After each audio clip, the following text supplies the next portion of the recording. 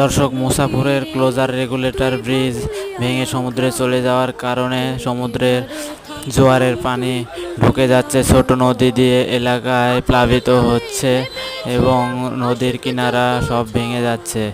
এই সাথে ছোট ফেনী নদীর উপরে সোনাগাজী টু নোয়াখালীর যোগাযোগের একটা ব্রিজ আছে অনেক বড়, সেই ব্রিজটাও ভেঙে গেছে। আপনারা দেখতে পাচ্ছেন ব্রিজের নিচ থেকে কিভাবে মাটি সরে গেছে, বালু সরে গেছে এবং নিচে ভেঙে পড়ে গেছে এক সাইড, এবং ব্রিজের গোড়া নিচ থেকেও বালুগুলো সরে গেছে। এভাবে সবগুলো তছনছ করে দিচ্ছে সমুদ্রের জোয়ারের পানি। সরকারের কাছে বিনীত আবেদন করছি অতি শীঘ্রই যেন এই ব্রিজটি মেরামত করে এবং মুসাফুরের রেগুলেটর ব্রিজটি নির্মাণ কাজ শুরু করে।